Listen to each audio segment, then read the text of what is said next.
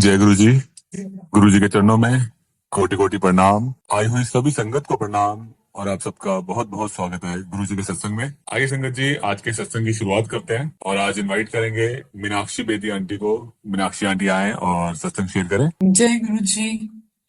शुक्राना महाराज का, बहुत बहुत शुक्राना ये मौका देने का कि मैं अपने कुछ कर्म हल्के कर सकूं। बहुत शुक्राना महाराज के इस प्लेटफॉर्म का, मुझे इस लायक मतलब ये मौका देने का। Thank you Sangat ji. मैं thank you Vikram Soni uncle, thank you very much, thank you everybody. मैं स्ट्रेट अवे आपको पूरी स्टोरी सुना देती हूँ कि कैसे महाराज इस जन्म में हमें मिले। आ, महाराज जी पहले डुगरी से कुछ देर चंडीगढ़ आए थे।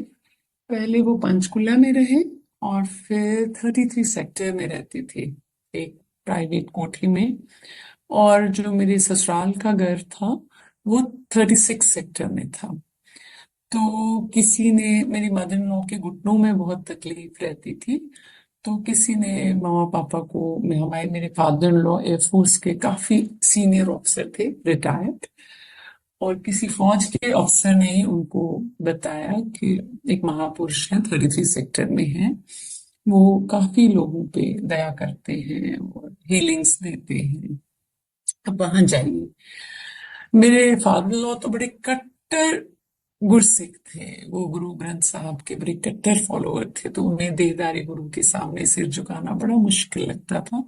सब वो गए, महाराज ने उन्हें बुलाया, किसी का कर्म उनके सामने आया। बड़े भी बहुत पाठ पूजा वाले लोग थे वो लोग, सरदार लोग, बहुत गुरबानी को मानने वाले। मेरे ससुर जी के फादर मदर, बहुत पाठ होता था उनके घर में। तो शायद गुरु जी को क्या दया आई और उन्होंने उनको बुला लिया, वो चले गए महाराज के यहाँ। पापा को तो अंदर से तब भी किंतु परंतु चलता रहता था, बट मम्मा को एकदम से बहुत अच्छा लगा और वो सालों साल फिर जाते रहे महाराज जी के पास।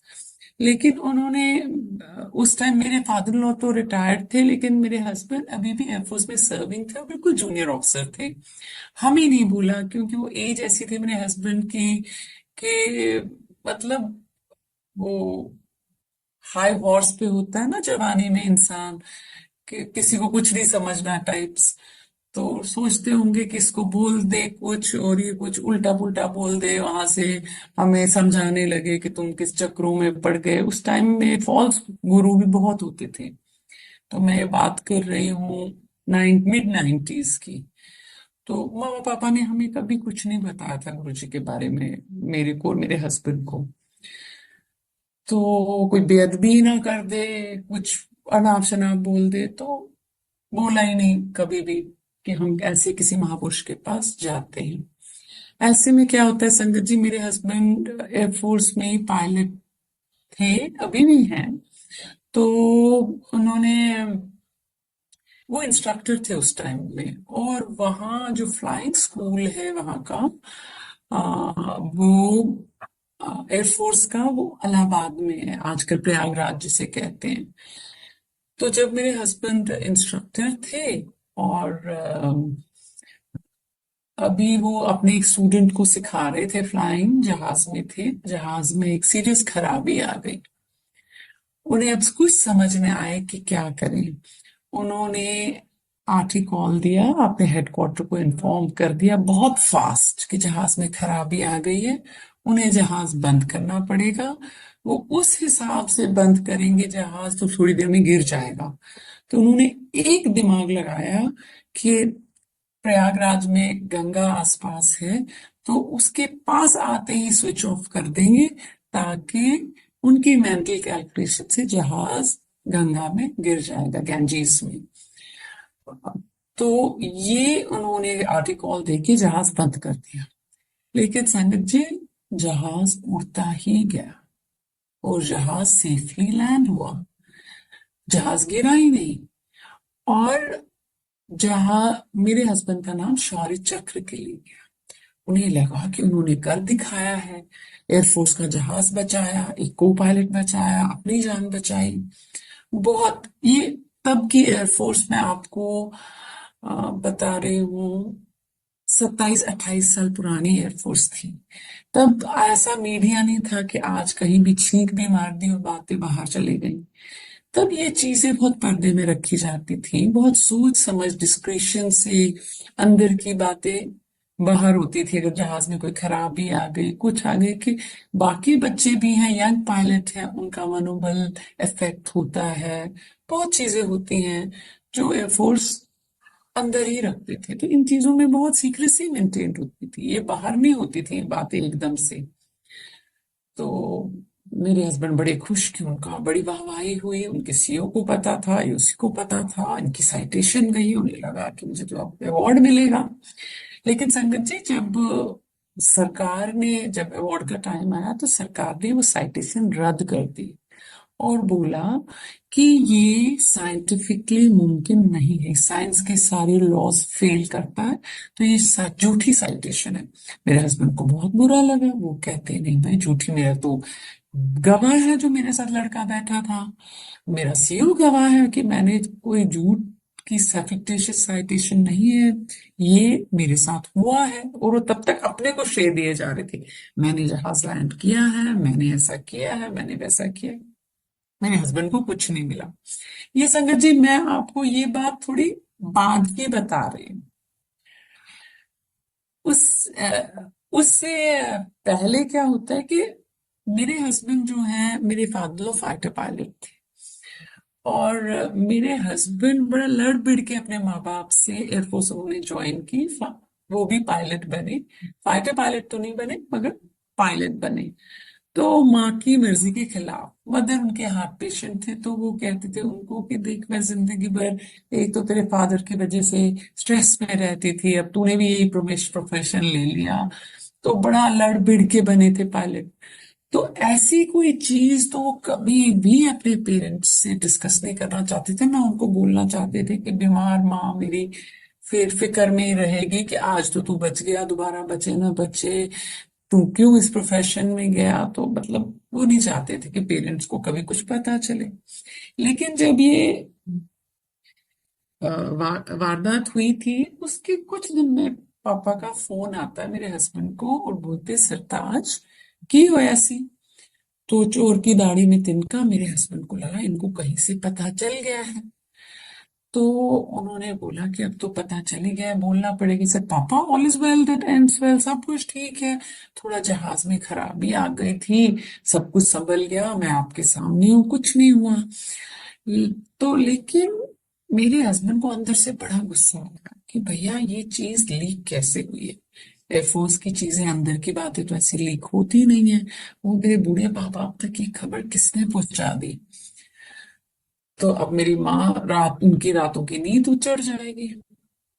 फिर फोन रखते रखते मेरे हस्बैंड ने पापा से पूछा, पापा लेकिन आपको ये बात बताई किसने। तो पापा ने बोला, यहाँ एक गुरुजी ने हमें बोला। उन्होंने बोला, बेबी अंकल तेरे पुत्र दा जहाज बड़ा भारी सी, मेरी पिठ नीली पै गई है, जा गाया नु गुड़ ते चना खिला। तो गुरुजी ने बताया। मेरे हस्बैंड को अकल नहीं आई, ना मुझे अकल आई। मेरे को तो मतलब मेरे को तो कुछ आइडिया ही नहीं था, बट मेरे हस्बैंड को भी कोई अकल नहीं आई। वो बोलने लगे कि हम महाशिव के दर्शन को जाएं, उनके शुक्राने को जाएं। हमारे इतने पाप थे कि हमें आइडिया ही दिमाग में नहीं आया ऐसा। उल्टा मेरे हस्बैंड बोलने लगे, जो माँ बाप को उनके डर था ही, ये कुछ ना कुछ ऊट पटांग बोलेगा। तो मुझे बोलने लगे, देखो इस गुरु का नेटवर्क कितना तेज है, कितनी अंदर की बात इसने कहीं से पता कर ली है, सॉरी गुरुजी, और मम्मा पापा को इम्प्रेस कर रहा है। कोई दर्शन थैंक यू इसके लिए नहीं गए, उल्टा ये सब सोचने लगे मन में, और बात खत्म हो गई।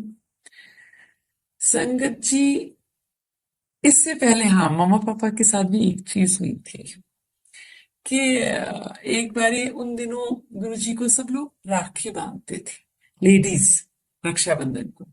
रक्षाबंधन के दिन मेरी सास की तबीयत खराब हो गई, तो वो जा नहीं पाए। तो उन्होंने राखी पापा को दे दी गुरुजी को देने के लिए। लेकिन जब सुबह वो उठे तो जो घर था हमारा चंडीगढ़ का, वो गुरुजी की खुशबू से भरा हुआ था। और जब वो बेडरूम से लॉबी तक आए, उन्होंने देखा कि जो लॉबी का कॉफी टेबल है उस पे एक दिव्य राखी पड़ी हुई है। बहुत सुंदर राखी, रेड कलर की, उस पे जरदोजी का काम हुआ था। तो मेरी सास चौंक पड़ी, बोली गुरुजी आए थे। क्योंकि खुशबू गुरुजी की वो डिस्टिंक्ट थी गुलाबों की। बहुत कई बार मिक्स वाली भी होती थी, ऊद गुलाब, उनको खुशबू वाला बाबा भी बोलते थे। तो उनको लगा गुरुजी तो आए थे, गुरुजी तो आए थे। तो उन्होंने बहादुर से पूछा। हमारा घर रात को लॉक हो जाता था, मेन गेट अंदर से, और अंदर के दरवाजे दरवाजे मेन तो कोठी के भी बंद हो जाते थे। तो अभी तो कोई भी लॉक भी नहीं खुला था जब वो राखी अंदर थी और घर खुशबू से भरा हुआ था। तो उन्होंने लॉक खोला और बहादुर को बुलाया। बोला बहादुर कोई आया था? बोला मेम साहब अभी तो सब कुछ बंद है, बट मैंने एक गंजे से आदमी को गेट से निकलते देखा। कैसे निकले वो और कैसे आए मुझे नहीं पता। जय गुरु जी, शुक्राना गुरु जी। ये मेरे को पहले आपको शेयर करना था इस सत्संग। ये जहाज की वारदात से पहले की बात बोल रही हूँ मैं। फिर जब ये जहाज की वारदात के बाद भी हमें अक्ल नहीं आई, कुछ दिनों में कुदरत ने हमारे मुंह पे एक और थप्पड़ मारा। हमारी बेटी थी जिसमें मेरे हस्बैंड की ना जान बसती थी। बच्चे तो सबको अपने प्यारे होते हैं, हमें भी प्यारे हैं, सबको ही होते हैं, लेकिन ना जो मेरे हस्बैंड की उस डॉक्टर के लिए, हमारी फर्स्ट बोर्न डॉटर के लिए अटैचमेंट थी, वो एक अजीब जुनूनी हद तक, पागलपन के लेवल तक की अटैचमेंट थी उनकी। अगर उन जो भी उनको फ्री टाइम मिलता था वो सिर्फ उस बच्चे को खेलते थे, उसको निहारते रहते थे। मैं कभी कभी टाइम करती थी घड़ी पे कि खाए बिना पिए बिना वो 9 9 घंटे एट स्ट्रेच उस बच्चे से खेलते थे, उसको देखते रहते थे। हद से ज्यादा उसे प्यार करते थे। और वही बच्ची हमारी सीरियसली बीमार पड़ गई और उसकी दोनों किडनीज फेलियर में चली। उसे कुछ ऐसी बीमारी हो गई जिसमें 5% लोग जो होते हैं वो मेडिकेशन को रिस्पॉन्स नहीं देते, 95 90% बच्चे बच जाते हैं। मगर जिस ब्रैकेट में वो पढ़ती थी वो बच्चे नहीं बचते। हमने एशिया के बेस्ट नेफ्रोलॉजिस्ट को दिखाया, हर जगह फॉरेन पेपर्स भेजे, but line of treatment same था और वो लाइन ऑफ ट्रीटमेंट उस पर नहीं चल रहा था। अब हम पीजीआई में भी बहुत देर एडमिट हुए, इस मरते हुए बच्चे को लेके हम पेरेंट्स के पास पहुंच गए प्रयागराज से, क्योंकि हमारा दिमाग बिल्कुल चलना बंद हो गया था। तो टूटे फूटे इस पढ़ते हुए बच्चे को लेके पेरेंट्स के पास पहुंचे। फिर उधर उन्होंने भी हर दरवाजा खटखटाया, डॉक्टर्स का, हॉस्पिटल्स का, जो इस टाइम इमरजेंसी में आदमी करता है। हम पीजीआई से आए, एडमिट रहे वहां, उन्होंने भी वापस हमें उम्मीद छोड़ के, हाथ जोड़ के वापस भेज दिया कि इस बच्चे का अब टाइम अप है, कुछ नहीं हो रहा, आप इसको घर ले जाइए।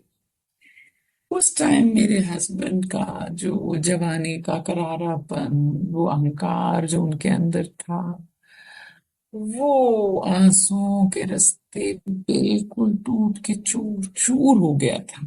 तब मम्मा पापा ने हमें महाराज के करिश्मे, महाराज के जलवे सुनाए।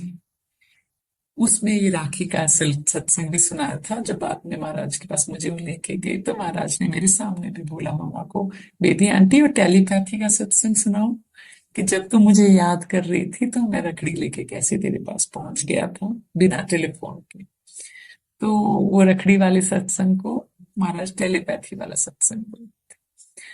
तो महाराज के बहुत सारे सत्संग फिर जो उनके साथ बीते थे या उनके आसपास लोगों के साथ बीते थे, उन्होंने सरताज को सुनाए, मेरे हस्बैंड और मेरे को सुनाए, और बोला अभी भी तुम हिम्मत मत हारो, अभी एक वो दरवाजा बचा है जहां इम्पॉसिबल पॉसिबल है।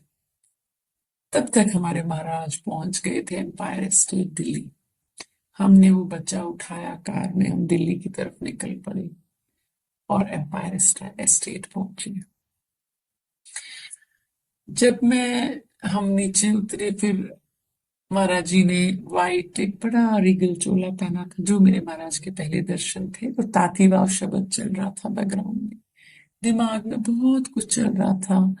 लेकिन मैं तो बड़ी अकड़ में ही आई थी कि हाय, सास बहू बेचारी की तो कभी उतनी बनती नहीं है, सास तो बेचारी बुरी ही होती है। तो मुझे लगता था अरे मम्मा इतनी हाई फाई है, तो उनका गुरु भी कोई हाई फाई होगा, पता नहीं क्या करेगा वो सब मन में मैं ये लेकर चल रही हूँ। लेकिन जब मैंने गुरु जी के दर्शन किए, मन में लोभ भी आया और उनको शायद मुझ पे तरस आ गया। तो मैंने महाराज का मत्था टेक के उनके जूते चूम लिए। फिर पापा ने महाराज को सारी अपनी व्यथा सुनाई कि महाराज जी, ये बच्चा ऐसे बीमार है, कुछ करो। महाराज ने बोला, 7 जुलाई बड़े मंदिर आ जाना, कल्याण हो जाएगा। ये महाराज की अपार कृपा थी। महाराज को दिख गया था कि हमारे कोई हल्के फुल्के कर्म नहीं है, मेरे और मेरे हस्बैंड के पीछे बहुत भारी कर्म चिपके हुए हैं। जो अगर महाराज बोल दे कि मैंने एक लंगर में तुम्हारा बच्चा सही कर देना है आज ही, तो ये बेवकूफ लोग दोबारा आएंगे नहीं। और उन्हें दिखा था कि इनको एक दुख तो नहीं लगा हुआ, बच्चा तो इनका बीमार है ही है। फाइनेंशियल कंडीशन इनकी इतनी बिगड़ी हुई है, हस्बैंड मेरे बचपने में थे, उनके पास कोई 2 पैसे उन्होंने कहीं जोड़े हुए नहीं थे। और मैं डिफरेंट कल्चरल बैकग्राउंड की थी, मैं कश्मीरी माइग्रेंट लड़की थी, वो पंजाब की स्लाइटली हाई प्रोफाइल फैमिली के लड़के थे। तो हमारी काफी टीथिंग प्रॉब्लम्स भी चल रही थी, फाइनेंशियल प्रॉब्लम्स भी चल रही थी, बच्चा भी बहुत बीमार था। आगे ही पता नहीं क्या क्या हमें देखना था। जो महाराज को हम पे तरस आ गया, उन्होंने बोला 7 जुलाई आ, को बड़े मंदिर आना, कल्याण हो जाएगा। सुनने में आया है कि महाराज का पहला जन्मदिन 2000 में 7 जुलाई को सेलिब्रेट हुआ था बड़े मंदिर में। और उसमें जो भिखारी, जिन भिखारियों के कल्याण हुए थे, उन भिखारियों में मैं और मेरे हस्बैंड भी थे, और मेरे इन-लॉज भी, हम सब थे। तो हम 7 जुलाई को हमें न्योता था। लेकिन उससे पहले जब हमने पहला ही लंगर खाया और इस बच्चे को लेके हम कार में चंडीगढ़ वापस जा रहे थे, संगत जी, आप सबको हमारे महाराज किडनी के रोगों से बेखबर रखे, किसी को भी ना वो देखना पड़े। जो किडनी का रोग होता है, जब किडनियां क्लोज हो जाती हैं, फेलियर में चली जाती हैं, यूरिन एकदम मिल्की सा हो जाता है, बहुत कम कम आता है, यूरिन पास ही नहीं होता। तो मेरी बच्ची को जब हम लेके गए थे, हम वैसी हालत में थे। और मात्र एक लंगर के बाद, या हो सकता है 2 लंगर हमने खाए हो, 2 दिन के लिए गए थे शायद, जब हम वापस चंडीगढ़ से दिल्ली से चंडीगढ़ जा रहे थे, क्योंकि हमें 7 जुलाई फिर वापस आना था, मेरी बेटी का यूरिन डिस्टिल वाटर जैसा हो गया। और महाराज का कल्याण शुरू हो गया था, या वो एक कल्याण उसी दिन हो गया था। वो तो महाराज हमारे बाकी पाप सुधारने, बाकी कर्म काटने पे के, के लिए हमें दोबारा जुलाई में बुला रहे थे, दया कर रहे थे हम पे। और वो लड़की जो हमारी बेटी थी, वो हूँ हाँ में बात करती थी, तब तक 2.5 साल, पौने 3 साल की थी, बात ही नहीं करती थी, एक वर्ड बोलती थी, बिल्कुल बातचीत कुछ भी नहीं, डीली सी थी शुरू से ही, हेल्थ के हिसाब से वो डीली सी बच्ची थी। संगत जी, वो लड़की वापसी में, एक तो यूरिन उसका हो ही गया डिस्टिल वाटर जैसा, कंप्लीट लंबे लंबे अंग्रेजी के सेंटेंस बोलने लगी वो बच्ची, कंप्लीट सेंटेंसेस क्लियर बोलने लगी। तो अब हम 7 जुलाई का इंतजार ना हो पाए हमसे, हमें यकीन ना हो कि महाराज ने तो पहले ही कर दिया है बच्चे का काम, मगर हमें लगा कि इन्होंने बुलाया है कल्याण करने के लिए, अभी ये प्रॉपरली करेंगे 7 जुलाई को। जी हम भागते भागते 7 जुलाई और महाराज के मंदिर में पहुंचे। बहुत लाइनें लगी थी। वो उम्र ऐसी होती है कि आदमी को लगता है कि आपको तो अपने माँ बाप से ज्यादा ही कुछ आता है, बात करनी भी आप ही को आती है। तो मैं मम्मा पापा से दूर, अपने सास ससुर से दूर लाइन में लगी। और मैंने गुरुजी को सोचा, मेरी बेटी का बड़ा प्यारा नाम रखा है, महाराज ने ही दिया हो है, रहमत। तो मैंने बोला इसके नाम पे ही लोग इतना प्यार देते थे मेरे बच्चे को, मैं महाराज को जाके खुद बोल के आऊंगी। मैंने बोला गुरुजी रहमत पे रहम करो। लेकिन संगत जी, जो हम नहीं देख सकते महाशिव देख सकते हैं। मुझे क्या पता थी कि कोई हार्ड हड्डी मांस के बने हुए कोई संत या कुछ नहीं है। ये महाशिव है, एक जोत है, एक एनर्जी है जो हमारे लफ्जों के बियॉन्ड, हमारे शरीरों के बियॉन्ड, हमारा अगला पिछला सब देख सकते हैं। मुझे तो अपना सिर्फ यही एक जन्म दिख रहा था जिसमें लग रहा था मुझे कि मेरा जितना भी चारा कोई नहीं है, मैंने तो इस जन्म में कुछ नहीं किया, मेरी इतनी छोटी एज है। तो मैंने मैं गई तो महाराज ने मुझे अपने लेफ्ट हाथ से ऐसे झटका। वो मेरी तरफ देखा भी नहीं। मुझे बहुत बुरा लगा। मेरे को मेरा दिल 1000 टुकड़ों में टूट गया।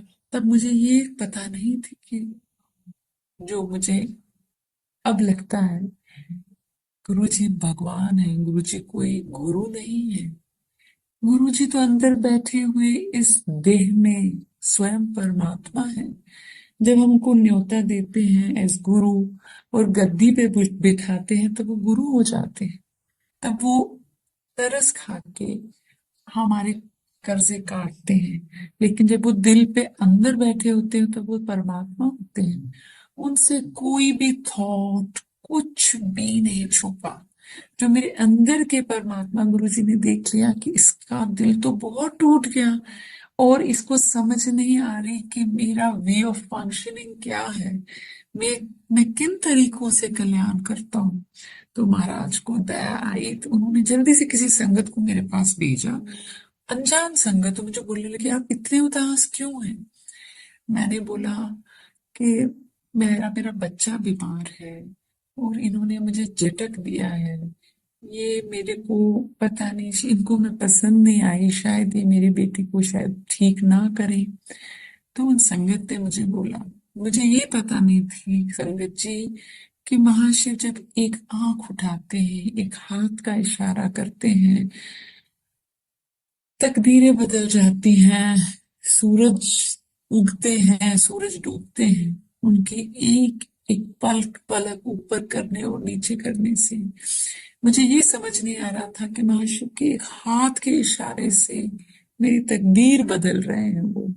तो उन लेडी ने मुझे बोला आप इतना हौसला मत हारो, महाराज के कल्याण करने के तरीके निराले हैं। उन्होंने आपको नहीं झटका है, ये आपके पापों को झटका है, आपके बुरे टाइम को झटका है। और वही सच था। उस दिन से दिन चीजें संभलने लगी। कितना शुक्राना करूं मैं महाराज का। मैं अर्ली 20s में थी, पहले मेरा सुहाग बचाया, फिर मेरी औलाद बचाई। आज मैं एक माइग्रेंट लड़की कहाँ कहाँ भटक रही होती अगर उस यंग एज में मेरे हस्बैंड को कुछ हो जाता, मेरे बच्चे को कुछ हो जाता। बड़ों के कर्म थे शायद, मेरे बाप सास ससुर के बहुत अच्छे थे, उनके पूर्वजों के, जिनकी वजह से तरस खा के महाराज ने इनडायरेक्टली मुझ पे भी दया की। थैंक यू गुरु जी। कितना आपका शुक्राना करूं कम। ये दो बड़े बड़े कल्याण तो महाराज ने किए ही किए। फिर मुझे इतनी चालाकी समझ आ गई थी कि हाँ सॉरी, ये तो मैंने, वो बेटी अब मेरी 27 साल की है, अगले महीने उसकी शादी है, वो हेल्दी है, फिट है। वो छोटा मोटा जो 10% कर्म तो गिरती रहते हैं, जिंदगी होंकी डोरी नहीं हो गई है, न कभी थी न कभी होगी। हम इस धरती पे आए हैं तो कर्म तो सिर पे बरसते ही रहेंगे। लेकिन महाराज की दयाएं भी होती रहती हैं, शुरू से हो रही हैं, और आगे भी उनकी दया के सहारे ही जिंदगी जीने लायक हो गई है, वो जीने लायक रहती है।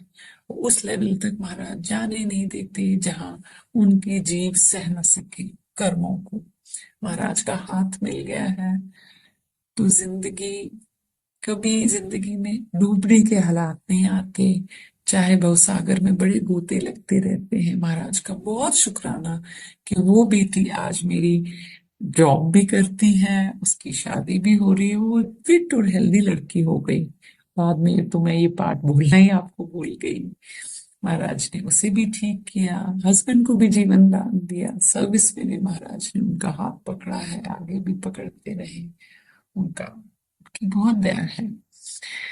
लेकिन संगत जी, हम तो फौजी लोग थे, हमारे पास इतने पैसे तो नहीं होते थे कि आए दिन गुरु जी के पास आते रहे। जब भी पोस्टिंग होती थी, दिल्ली की में से ट्रेन ट्रेवल करती थी, तो हम थोड़ा जर्नी ब्रेक करके महाराज को शुक्राने पे जाते थे। हस्बैंड मेरे तो बहुत एम्बिशियस और ऐसे हैं नहीं, वो कुछ भी मांगने नहीं जाते थे महाराज से, केवल शुक्र करने जाते थे उनको कि उनकी बेटी बचा दी उन्होंने और उनकी जान बचाई। मैं थोड़ी लोभी हूँ, तो मैं इतनी चालाक थी कि मुझे ये समझ आ गया था कि महाराज के जो लड्डू हैं, ये प्रसाद है, ये कोई साधारण चीजें नहीं है। जबकि दिमाग में किंतु परंतु नहीं रुकता था, हमें हमारी इतने उच्च कर्म नहीं थे कि महाराज ने अपना वेद, ये वेद बताया हो कि मैं महाशिव हूँ। मैं तो बहुत, मेरा दिमाग चलता था कि यहाँ इतने अमीर लोग क्यों होते हैं, महाराज के कपड़े इतने आलीशान क्यों होते हैं। दिमाग में बहुत चीजें चलती थी। मकुर मन है, ये नहीं पता ना। वाह वाह मौज फकीरां दी, कदे पाया पावन मखमल चरिया, कदे गोदड़ी लीरां दी। फकीरों की, दुनिया के, इस यूनिवर्स के मालिक की मौज कौन समझे, हम जैसे कीड़े मकोड़े। तो दिमाग में सब कुछ चलता था, लेकिन चालाकी ये थी कि जो ये लड्डू देते हैं, इससे बहुत बड़ी बड़ी चीजें मिलती हैं, अच्छे रिटर्न गिफ्ट है, लड्डू नहीं। ये मुझे समझ आ गई थी, प्रसाद कुछ है। पूरी पहचान नहीं थी महाराज की। मैं सोचती थी कोई सिद्ध पर पुरुष है, इनको सिद्धियां हैं, सिद्धियां रिद्धियां हैं, जिससे ये इतना कुछ बांटते हैं। इतना मुझे अंधी को पता नहीं चला, न समझ आया कि तो स्वयं परमात्मा है। लेकिन आज मैं सोचती हूँ, अगर तब हमें पता चल जाता तो हम तंबू न गाड़ देते एम्पायर स्टेट के बाहर। बहुत ज्यादा तो नहीं आना होता था, लेकिन जब भी महाराज के पास आते थे तो दर्शन करते थे। तो ऐसे ही एक बारी जब महाराज के पास बैठे थे, तो मन में आया कि भैया, महाराज किसी को दो दो तीन तीन बारी प्रसाद देते थे, किसी को चार बारी। और वो इन ह्यूमन नेचर होता है ना, लोभ, इनको इतना मिल रहा है, मुझे कम मिला, मैं भी दोबारा लाइन में लगूं। तो महाराज जिसके लिए प्रसाद नहीं होता तो उसको बोलते थे तैनो नहीं बुलाया, उंगली से ना जल्दी जल्दी बुलाते थे, वो डबल डबल दोबारा दोबारा प्रसाद देते थे। तो मैंने एक चालाकी की कि मैं ना दोबारा लाइन में लगती हूँ, देखती हूँ मुझे और मिलता है कभी। जी मैं लगी, और सबको फटाफट फटाफट महाराज दे रहे थे। जब मेरी बारी आई तो महाराज ने 2 मिनट, मेरे 2 मिनट या कितने भी सेकंड मुझे देखा रुक के। तो संगत जी, मेरा दिल करे कि धरती फटे और मैं समा जाऊं। मुझे इतनी शर्म आई महाराज को, लेकिन तब भी तरस आ गया होगा कि कर्म तो तुम्हारे नहीं है ना, मेरे पास तुम्हारा कोई ऐसा खाता है जो तुम्हें चेक काट काट के प्रसाद दूं। उतने तो तुम्हारे उच्च कर्म है नहीं। बट अब कभी कभी आती हो, इतनी डरी हुई आई हो, चाहे लालच में आई हो, तो महाशिव किसी को मायूस नहीं करते। तो महाराज ने मेरी तरफ 2-3 सेकंड घूरा और मुझे एक लड्डू दिया, और वो लड्डू आज मेरा बेटा है। और संगत जी, वो भी महाराज ने बहुत प्यारा बच्चा दिया है। महाराज अपना हाथ रखे उस पे, सब पे ही रखे, उस पे भी रखे, बहुत महाराज से प्यार करता है।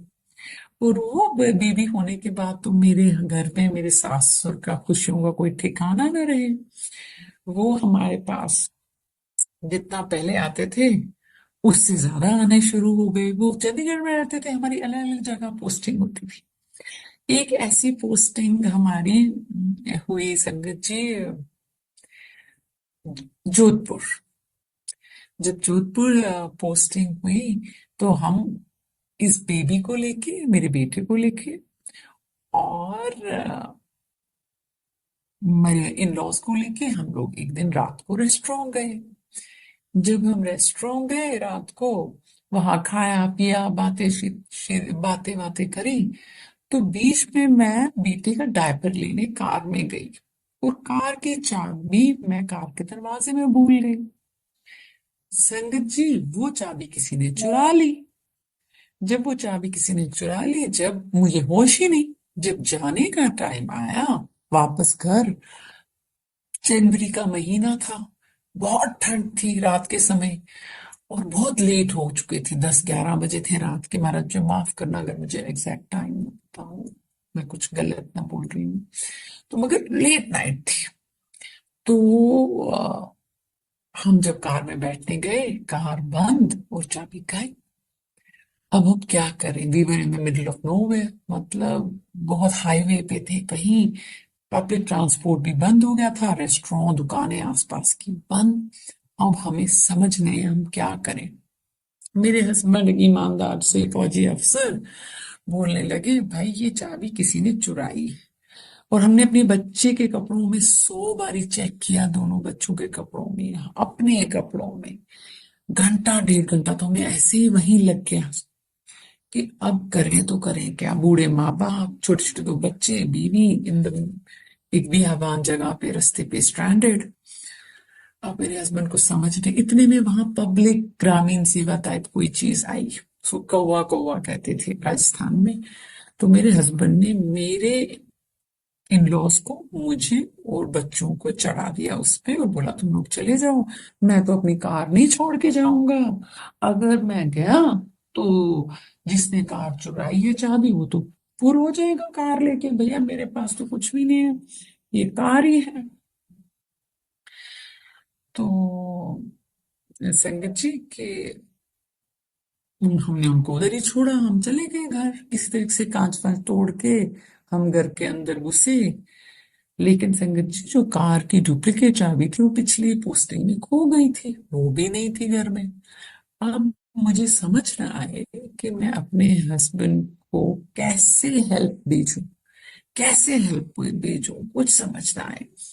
तो मैं बड़ी परेशान, यहाँ से मेरी मदर इन लॉ, एक माँ, तब तो एकदम से चिड़चिड़ापन हो जाता था कि मम्मा दिमाग खा गए। लेकिन अब जब मैं आप खुद एक माँ हूं तो माँ का प्यार समझ आता है कि उनका बच्चा था। तो बोले जाए, जनवरी दी रात, हाय मेरा मुन्ना, इतनी ठंड, उसके पास कोट भी नहीं है, हाय जनवरी दी रात मेरा मुंडा। उनकी वो सुई, वो जनवरी की रात मेरा मुंडा पे अटक गई और मेरे को डांटने लगी कि तू ही गई थी चाबी लेके। अब मुझे भी गिल्ट हो, मैं सोचूं मम्मा का तो बेटा लगता है लेकिन मेरा भी कुछ लगता ही है। अब मेरे को भी अंदर से बड़ी परेशानी हो, हेल्पलेसनेस हो कि उनको कोई अटैक कर ले। अकेले अंधेरे में रात को वहां हैं, बाहर खड़े हैं सड़क पे, गर्म कपड़े भी नहीं। अब बड़े जूनियर ऑफिसर थे, शर्म भी आती थी कि सीनियर को आधी रात जगा के बोलने को कि वो ऐसे हैं। तो मेरे हस्बैंड ने अलाउ भी नहीं किया था, किसी को कुछ मत कहना, मैं चुपचाप टाइम निकाल लूंगा, सुबह तक, सुबह की सुबह देखी जाएगी, तुम मत बोलना। टिपिकल फौजी की तरह कि सीनियर को अपनी प्रॉब्लम्स नहीं देनी। तो ये बड़ी पर्सनल प्रॉब्लम है, फौज की भी नहीं है, तो मैं किसी को बोलने की भी इजाजत नहीं। परेशान सोचूं। फिर संगत जी, मेरे हमें महाराज जी ने कुछ स्वरूप ब्लेस करे थे, मतलब उस टाइम संगत बांटती थी स्वरूप, तो हमारे पास थे कुछ, उनके हमें वैल्यू भी नहीं पता। 2-3 एक बारी मिले थे, दूसरी बारी भी शायद 2-3 मिले थे। तो उनमें से एक लैमिनेटेड स्वरूप रखा था हमने डाइनिंग रूम में। मैंने ना उस पे, मुझे ये पता चल गया था कि बातें भी ये फोटो से सुनते हैं। ये इतनी अक्ल नहीं थी मुझे कि इतनी सिद्धि हो सकती है क्या किसी को परमात्मा को छोड़ के। जिस फोटो में बात कर रही हूँ वो परमात्मा मेरे दिल में बैठा है, फोटो में भी वही सुन रहा है और दिल में भी वही सुन रहा है। बट ये जो रूप है, ये हमारी मदद के लिए परमात्मा ने लिया है, ये कोई साधारण रूप नहीं है। ये परमात्मा का सबसे बड़ी वोल्टेज पे परमात्मा धरती पे आए हैं, तो इस रूप का नाम गुरु जी है, जिनकी फोटो में भी फिनोमिनल जबरदस्त शक्ति है। तो मगर मैंने सुना था लोगों के, इनके मामा पापा ने हमें सत्संग सुनाए थे कि लोगों के हार्ट अटैक रुक गए इनकी फोटो पानी में डिप करके पीने से। तो मैंने उनकी फोटो पे सर मारा और बोला कुछ करो। संगत जी, मैंने बस बोला कुछ करो। गुरुजी भी नहीं बोला, कुछ करो सिर मार के।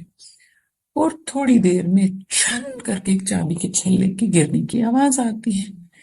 मैंने सोचा मैं ना स्ट्रेस आउट हो गई हूँ, मेरे को हेल्यूसिनेट कर रही हूँ।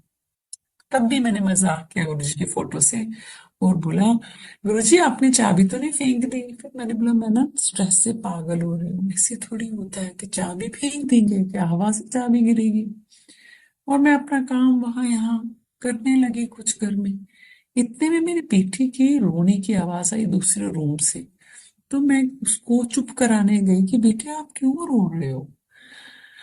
वो बोलने लगी मम्मा, वो शिवर कर रही थी डरी हुई, बोलती है मम्मा हवा से चाबी का छल्ला गिरा है, जो आप ढूंढ रहे हैं घर की चाबियां, कार की चाबियां और भी कुछ चाबियां रही होंगी उसमें, वो देखिए वो नीचे गिरा है, वो उठा के पापा को बेच दीजिए। ये है हमारे गुरुजी। वो चाबी का छल्ला बहुत पहले तक, कुछ दिन पहले तक भी हमारे पास था, उसका कार बदल गई है। तो महाराज ने वो चाबी हवा से फेंक दी। किस किस चीज का शुक्राना करें। अभी भी बहुत कुछ करते आ रहे हैं, कर्म गिरते रहते हैं सिर पे, और महाराज अपना हाथ लगा लगा के बचा बचा के चला रहे हैं। उन्हीं के सहारे सारी सृष्टि चल रही है, तो हम भी चल रहे हैं। पर परमात्मा के इस गुरु जी रूप जितना सहायक कोई मददगार और कोई रूप हो नहीं सकता, है भी नहीं। अब मैं आपको एक और सत्संग मुझे याद आ रहा है। क्या रिसेंटली हम, मेरे हस्बैंड ने न्यू दिल्ली कमांड किया, कुछ देर जब कमांड खत्म हुई तो हमारा जो अपॉइंटमेंट हाउस है हमें खाली करना पड़ा, हम किसी और जगह गए। उसमें एक दो सर्वेंट क्वार्टर्स थे, हम शिफ्ट हो गए और हम अब हेल्पर्स को ढूंढ रहे थे। मेरे बेटे ने कोविड में ना कुछ डॉग्स रेस्क्यू किए थे, वो डॉग्स भी हमारे साथ थे। तो लोग आ रहे थे एक सर्वेंट क्वार्टर मांगने, और मैं चाह रही थी कि एक क्वार्टर में हम वो लोग रखें जो हमें इन डॉग्स को पालने में थोड़ी मदद दे दें, और दूसरे में एक लेडी रखें जो हमारा किचन का काम और ऊपर का काम में मदद करे। तो इनफैक्ट मैंने कहीं एक आध जगह बात भी कर ली थी। इतने में पड़ोसियों की हेल्पर एक लेडी को लेके आती है और मुझे बोलती है मैडम आपसे एक रिक्वेस्ट है, लेकिन आप ना मत करना। हम, तो मेरे को ऐसे दिल में आवाज सी आई, डर सा लगा कि क्या बोलने वाली है, लेकिन अब मैं ना नहीं बोलूंगी। दिस इज जिस हिसाब से उस लेडी ने मुझे रिक्वेस्ट की, उसने मुझे बोला जो वो दूसरी लेडी को लेके आई है कि आप अपना क्वार्टर इन्हें दे दीजिए, इनके तीन अपाहिज बच्चे हैं। तो मैंने बोला ठीक है, ये तो गुरु जी का कोई टेस्ट है। टेस्ट क्या है, गुरु जी का हुक्म है, तभी इस दरवाजे पे आई है। तो मैंने उनको हाँ कर दी कि आप क्वार्टर ले लीजिए। दो मुझे दिक्कत हो रही थी कि हम बड़े कंफर्टेबल से घर से आए थे, और एक क्वार्टर तो डेडिकेट हो गया डॉग्स में, अब एक की उम्मीद थी जिसमें हमने ये लेडी रख ली। तो हमारे घर के काम कौन करेगा, इसके तो पहले ही खुद बेचारी के बच्चे ऐसे हैं। लेकिन कोई भी चीज कोइंसिडेंस नहीं होती, और पता नहीं महाराज किस रूप में कब दरवाजे पे आ जाते हैं। तो मैंने हाँ कर दी। संकट जी, इससे पहले का सत्संग ये है कि वो लेडी के हस्बैंड मेंटली इम्बैलेंस हो गए थे, उनके चार बेटे थे, चौथे बच्चे को भी वही बीमारी थी जो उन तीन बच्चों को थी, मसल एट्रोफी। तो वो वेजिटेबल स्टेज पे बेचारे अब बेड पे टोटली उस पे निर्भर हो गए थे। वो सर्वेंट क्वार्टरों में रह रहे के अपना गुजारा कर रही थी, लेकिन अब जब इतने बच्चे अपाहिज हो गए थे तो उन्हें अब कोई सर्वेंट क्वार्टर नहीं दे रहा था।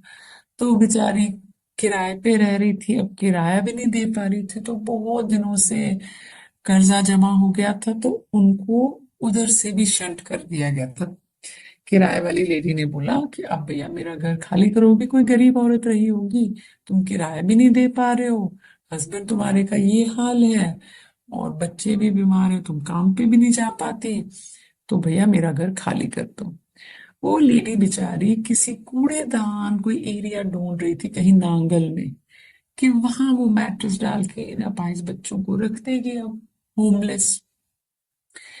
इतने में उसकी मम्मी आई और उसकी माँ ने बोला कि देखो बेटा, कहीं कोई फंक्शन है, उनको हेल्प चाहिए, वो 1500 रुपये देंगे, हम दोनों माँ बेटी 750 बांट लेंगे।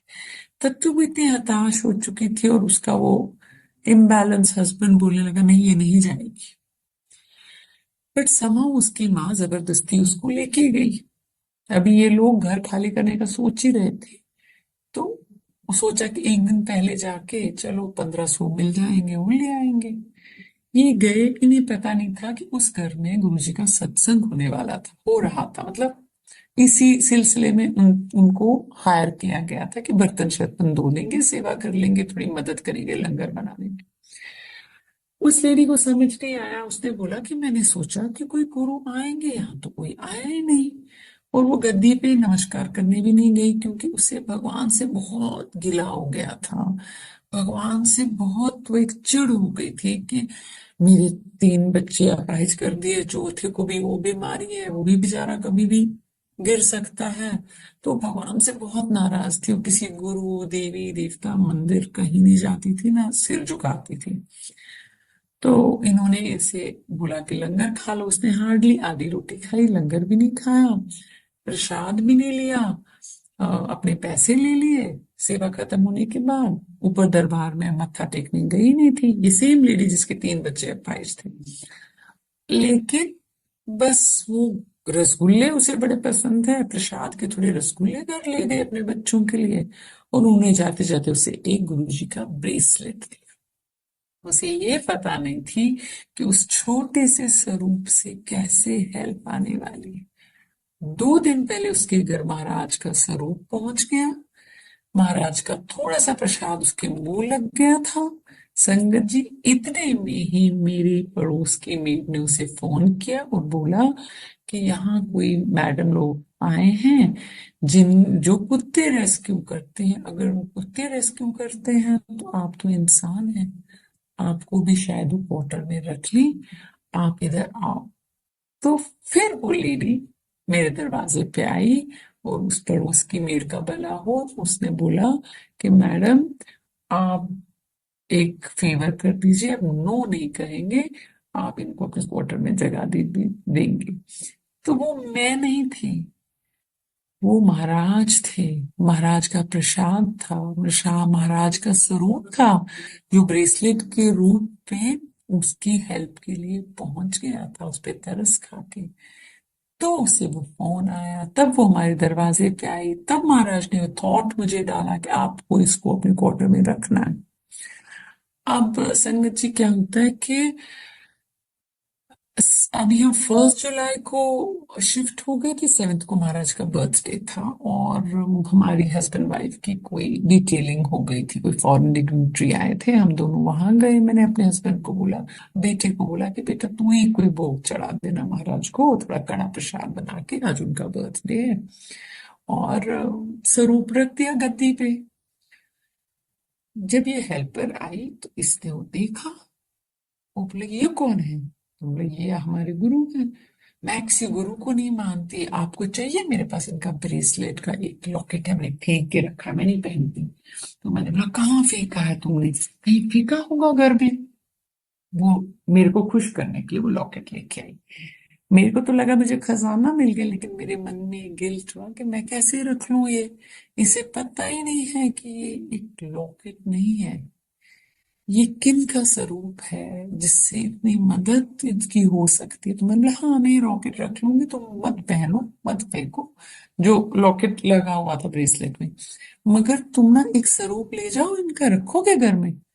मैडम मैं तो नहीं रखती। अच्छा आप दे दो, मैं रख लूंगी। मैंने बोला अगर आप वो रखोगे तभी मैं आपका ये लॉकेट लूंगी। मैंने एक लैमिनेटेड स्वरूप इनको महाराज का दे दिया। इन्होंने, इसने, मैं घर चेक तो नहीं करने गई, कहीं रख दिया होगा घर में। तो फिर मैंने वो लॉकेट रख लिया।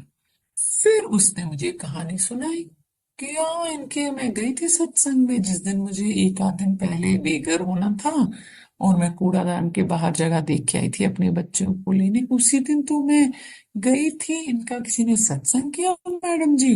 मुझे समझ में नहीं आया, वहां तो कोई गुरु आया ही नहीं। तो प्रसाद मैंने, पूरी कहानी, रसगुल्ले खा लिए और ब्रेसलेट ले लिया जो मैंने आपको दिया, ऐसे मिला मुझे ब्रेसलेट। अच्छा बड़ा अच्छी बात है, आपके गुरु हैं। प्रसाद वसाद इसने खा लिया। संगत जी, अब इसके लिए मैं कभी कभी बड़े मंदिर से एक्स्ट्रा प्रसाद मांग लेती थी, महाराज भेज देते थे। सत्संगों में भी इसके लिए महाराज भेजते थे, जो बड़े सत्संग लोग कराते हैं। न्यू ईयर पे दिल्ली में कोई जगह थी, ग्रीन समथिंग, कोई फार्म हाउस था बड़ा सा, वहां न्यू ईयर का सत्संग था। तो मैं वहां गई और मैंने इसके लिए एक्स्ट्रा प्रसाद लिया, लेकिन कैलेंडर मुझे एक ही मिला। मैं बड़ी खुश हो के आई कि मेरा न्यू ईयर ब्लेस हो गया, मेरा न्यू ईयर ब्लेस हो गया, मुझे महाराज का कैलेंडर मिला है। और मैंने वो डाइनिंग टेबल पे रख दिया, क्योंकि हमारा किसी चीज में इंटरेस्टेड तो नहीं होती थी महाराज का स्वरूप ले जाने में। प्रसाद खा लेती थी एज अ पदार्थ, इसको समझ नहीं आता था कि वो दवाई है। तो मैंने बोला लीला ये ले लो आप अपना प्रसाद। सुबह तो डाइनिंग टेबल पे कैलेंडर पड़ा था, समहाउ ये लेडी मुझे बोलने लगी कि मैडम मैं ये कैलेंडर ले लूं क्या? मेरा तो चेहरा ही उतर गया। मैंने बोला महाराज ने मेरा ब्लेस किया था न्यू ईयर। लोभ हो जाता है इन चीजों का हमें ना। तो मेरा तो, मैं तो हुई बहुत छोटी सी, तो सोच भी मेरी उतनी बड़ी नहीं है। तो मुझे लगा कि हाय महाराज ने मेरे को इस कैलेंडर के रूप में ब्लेस किया था, इसको कुछ और नहीं चाहिए था, यही चाहिए था। लेकिन फिर मुझे लगा ये हुक्म ही होगा कि ये लेडी मुझे ये मांग रही है। तो मैंने बोला लीला आप ले जाओ। उसने, महाराज ने उसके साथ क्या ट्रिक खेली, वो कैलेंडर समझ के ले गई कि उसको एज कैलेंडर काम आएगा डेटे वेटे रखने में। उसने वो अपने घर में फाइनली एज कैलेंडर टांग दिया। फिर महाराज ने उसे अपना जलवा दिखाया। उसका पति जो मेंटली थोड़ा इम्बैलेंस था, मार पिटाई, ये तोड़ना वो तोड़ना, आए दिन कलेश करना, वो रात को सोया। ये एक दो दिन उसने इस कैलेंडर की तरफ देखा होगा और ये रात को सोया। जब वो सुबह उठा, वो बंदा जो अंडे मीट शराब ये सब का इतना शौकीन आदमी, वो उठा तो वो एक डिफरेंट आदमी उठ गया और अपने बच्चों और बीवी को बोलने लगा हंसो मत, जो ये कैलेंडर में है ना, ये है, ये हकीकत में है। ये रात को आए और इन्होंने मुझे बचाया। उसने कहा कि उसके सपने में बहुत कोई दुष्ट आत्माएं, एवल से उसका पीछा कर रहे थे और वो पीछे आगे आगे दौड़ रहा था। और गुरुजी एक तलवार सी लाइट की लेके बीच में खड़े हुए, उस तलवार से उन्होंने उन सब इवल स्पिरिट्स को बकाया। और आप बिलीव नहीं करेंगे, जिस इस स्वप्न दर्शन के बाद जब वो आदमी उस दिन उठा, उस दिन के बाद उसने लहसुन, प्याज, नॉनवेज तो दूर की थी, सब कुछ छोड़ दिया। गुटखा छोड़ दिया, शराब छोड़ दी, बीड़ी छोड़ दी। उसकी बीवी को बिलीव ना हो, अब इसमें एक डेढ़ महीना हो गया इसको ऐसे ही करते हुए। तो उसने अपनी बीवी को बोला लीला तू अब सबको बोल सकती है कि महेंद्र बदल गया, तू मत डर, सबको बोल मैं बदल गया। और वो आदमी संगत जी साधु बन गया। साधु इन द सेंस वो दिन भर पाठ पूजा सत्संग यही सब हरिओम हरिओम और करने लगा। और उसने सबसे माफिया मांगी, अपनी माँ को बुलाया, बोला मैं तुझे बड़ी दुख दी है, मैं तुझे पालूंगा। बीवी से माफिया मांगी। वो दोबारा से अच्छी तरह, बड़ा अच्छा ट्रेन ड्राइवर था, कमाने लगा, टूर्स पे जाने लगा, अपनी बीवी को पैसे देने लगा। लेकिन संगत जी, हमें जो दिखता है, हमें पूरी पिक्चर तो दिखती नहीं है। कुछ दिनों में ऐसे ही करते करते, पाठ करते करते उसके चेस्ट में हल्का सा पेन फील हुआ और वो हॉस्पिटल तक ही चला और हरिओम करके उसने प्राण त्याग दिया। अब आप इसको कैसे इंटरप्रेट करेंगे? उस लीला को बहुत गुस्सा आया कि गुरुजी को अगर इसको लेके जाना था तो फिर इसको अच्छा बनाए क्यों? संगत जी, उनकी फैमिली में कोई नहीं बचता था। गुरुजी ने उस आदमी का संस्कार बदला, जो वो अपने इस कर्मों के बोझ दूसरे जन्म तक ले जाने वाला था, उसको पवित्र करके भेजना। ये क्या कम मेहरबानी है उसके परिवार की संभाल की? उसके होते होते तो लीला फाइनेंशियली बहुत तंग रहती थी। आप बिलीव नहीं करेंगे, हर लंगर के बाद उस लेडी के पास बड़े बड़े अमाउंट्स, कहीं से हमारे घर में ही कोई गेस्ट आए तो कोई 50,000 दे दे, कोई इतना दे दे। उसकी कहानी सुनकर उसको गुरुजी ने फाइनेंशियली इतना सोखा कर दिया, आप सोच नहीं सकते। फिर हर लंगर के साथ गुरुजी ने उसको घर ब्लेस कर दिया। उसके पास अपना घर हो गया, उसके पास पैसों की कोई प्रॉब्लम नहीं रही। और जो उसका चौथा बेटा, जिसको सेम बीमारी थी, वो भी कुछ दिन में अपाहिज हो जाता। एक दिन, वो दूसरा एक लंबा सत्संग है, कभी और मौका मिला तो मेरी बेटी का ही सत्संग है वो। तो एक दिन पहले महाराज ने उस लेडी के घर खूब प्रसाद भिजवाया। और दूसरे दिन जो वो बच्चा गुरुजी को मानता था, वो चौथा बच्चा, बार बार महाराज को बोलता था, गुरुजी मुझे मेरे भाइयों की तरह डायपरों में मत डालना, मतलब मुझे डायपर पहनने की हालत में मत करना। गुरुजी मुझे डायपरों से बचा लेना, ऐसा मत करना वैसा। पहले महाराज ने खूब प्रसाद भेजा उस लेडी के घर। उस प्रसाद से उसको इंटरनली स्ट्रेंथन किया, उस दवाई से। और दूसरे दिन वो बच्चा छोटी सी चोट से ही पास्ट हुए। वो उस बच्चे ने डायपर नहीं पहने, वो भी आज अपने भाइयों की तरह बेड रिडन होगा होता। वो लेडी आज कोई नौकरी नहीं करती, उसके घर में कंफर्टेबली रहती है वो अच्छे से घर में। और उसके वो तीनों बच्चों की संभाल करती है, लुक आफ्टर करती है। जिंदगी चल रही है स्ट्रेंथ से, जब से गुरु जी का स्वरूप उसके घर में आया है। संगत जी, महाराज के सत्संग तो होते ही रहते हैं, जिंदगी एक सत्संग है उनका, एक जर्नी है, पग पग वो साथ है। कभी वो अपनी प्रेजेंस फील कराते हैं तो हम उसको सत्संग का नाम दे देते हैं। सारा जीवन ही महाराज का सत्संग है। उनके सत्संग करने पे आए तो सारी जिंदगी निकल जाएगी। आज के लिए मुझे लगता है इतना काफी है, एक लीला का सत्संग हो गया अपने हिंदू। अगर मैंने अच्छी तरह डिलीवर ना किया हो सत्संग, समझ नहीं आ रही कोई चीजें ऊपर नीचे करती हूँ, तो महाराज भी मुझे क्षमा करें, आप भी मुझे क्षमा करें। थैंक यू संगत जी, बहुत बहुत मेहरबानी ये मौका देने के लिए, बहुत बहुत मेहरबानी गुरु जी की, ये मौका देने के लिए। मेरा ही कोई कर्म काट रहे हैं, मुझ पे ही कोई दया कर रहे हैं। Thank you Guru ji, thank you Sangat जी, आपका बहुत बहुत शुक्राना। इसी के साथ मैं आज अपने इस सत्संग को विराम देती हूँ। जय गुरु जी, शुक्राना।